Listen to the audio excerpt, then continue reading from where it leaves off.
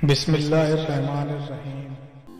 हज़रत अबू हुरैरा रज़ियल्लाहु तआला अन्हु से मरवी है कि आक़ाए दो जहां हज़रत मोहम्मद सल्लल्लाहु तआला अलैहि वसल्लम का इरशाद पाक है कि जब मुअज्जिन अजान देता है, मुअज्जिन के अजान देने की आवाज़ जहाँ जहाँ जाती है, जिस चीज़ तक पहुँचती है, तो हर वो चीज़ मुअज्जिन के लिए मग़फ़िरत की दुआ करती है।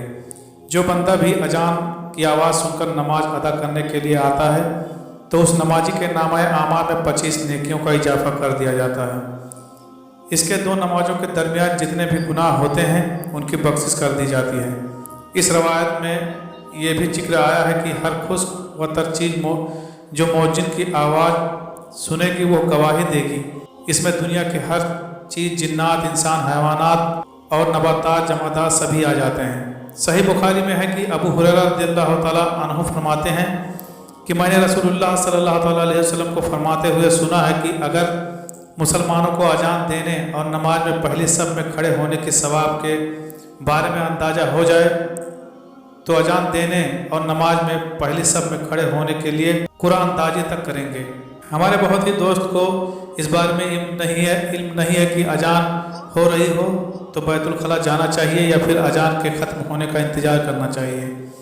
दौरान अजान बैतुल खला इस्तेमाल करने की सरान ममानियत नहीं है, इसलिए जब अजान हो रही हो तो तहारत या कजाए हाजत के लिए बैतुल खला इस्तेमाल किया जा सकता है।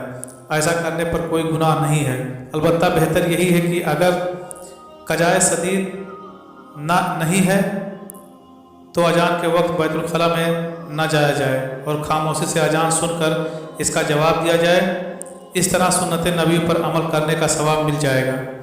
उलमाए किराम लिखते हैं कि जब अजान हो रही हो तो मुसलमानों को इस्तिंजा करने के लिए बैतुल खला चले जाना चाहिए, लेकिन सबसे बेहतर यह है कि अजान के वक्त इंसान को बैतुल खला जाने के लिए अजान के ख़त्म होने का इंतज़ार करना चाहिए।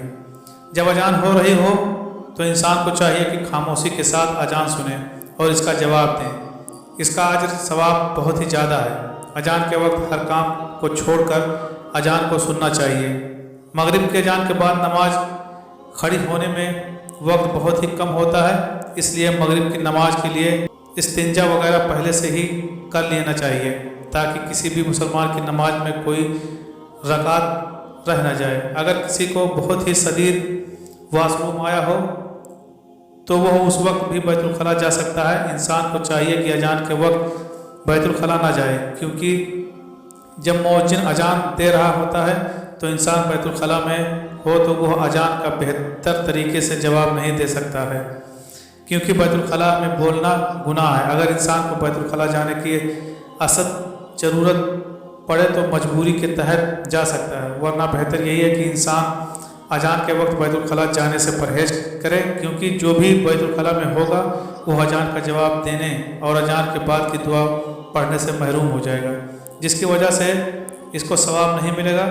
हज़रत मैमूना रज़ियल्लाहु तआला अन्हा फरमाती हैं कि एक दफ़ा रसूलुल्लाह सल्लल्लाहु अलैहि वसल्लम मर्दों और औरतों की सफ़ के दरमियान खड़े होकर फरमाने लगे, जब हज़रत बिलाल रज़ियल्लाहु तआला अन्हु अजान पढ़ेंगे तो तुम अजान का जवाब दो।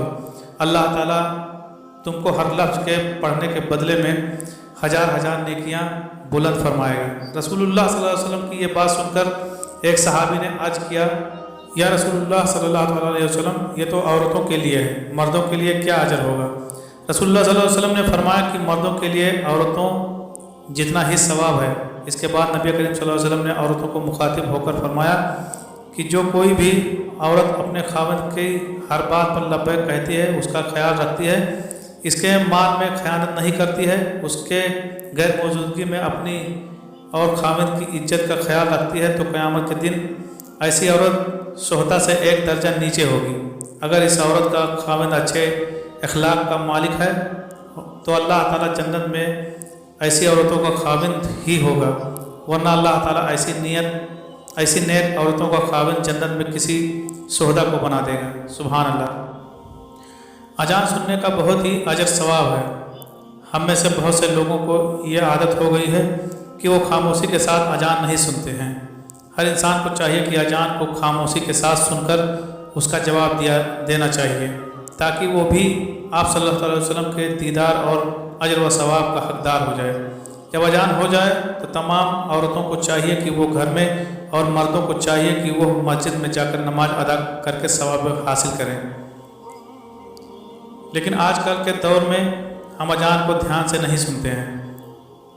ہم جو کوئی بھی کام کر رہے ہوتے ہیں ہم اس کام کو جاری رکھتے ہیں، جس کی وجہ سے ہم اذان کو سن کر اس کا جواب نہیں دیتے ہیں، جس کی وجہ سے ہم اذان کے اجر و ثواب سے محروم ہو جاتے ہیں۔ اللہ تعالیٰ سے دعا ہے کہ اللہ تعالیٰ ہم کو اذان سن کر اس کا جواب دینے کی توفیق عطا فرمائے۔